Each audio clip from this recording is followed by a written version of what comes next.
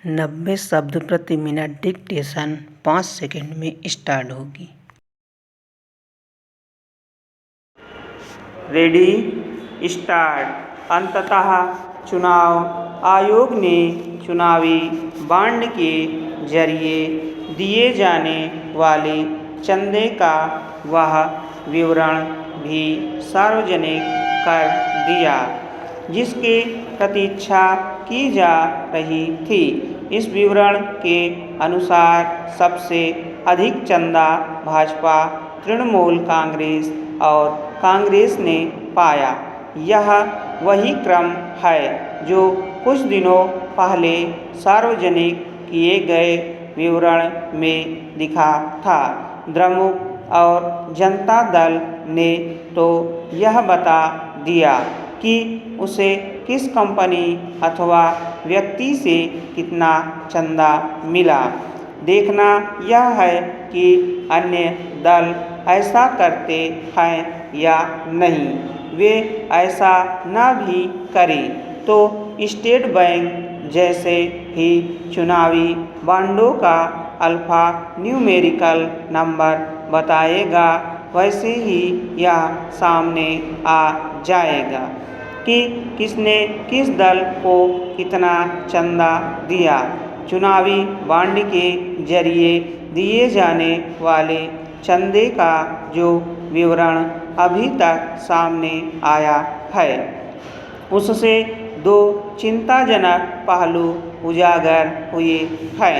एक तो यह कि जो कंपनियां प्रवर्तन निदेशालय अथवा आयकर विभाग की जांच का सामना कर रही थी उन्होंने भी चंदा दिया।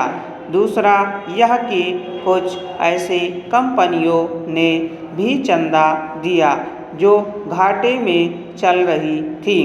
यह दोनों पहलू संदेह पैदा करते हैं। इस संदेह का निवारण होना ही चाहिए कि कहीं व्यवसायिक हितों की रक्षा के लिए तो चंदा नहीं दिया गया।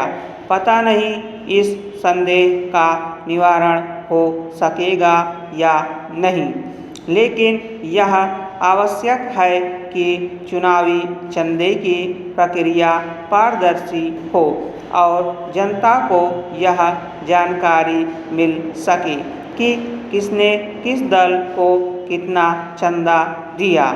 राजनीति बिना पैसे के नहीं चल सकती। चंदे के बिना राजनीतिक दलों का काम चलने वाला नहीं है। चुनावी बॉन्ड की व्यवस्था इस उद्देश्य से बनाई गई थी कि चंदे की प्रक्रिया साफ सुथरी होगी, लेकिन ऐसा नहीं हो सका। अब आवश्यक यह है कि ऐसी कोई व्यवस्था बने जिससे वैसे सवाल ना उठने पाए जैसे चुनावी बॉन्डों को लेकर उठे।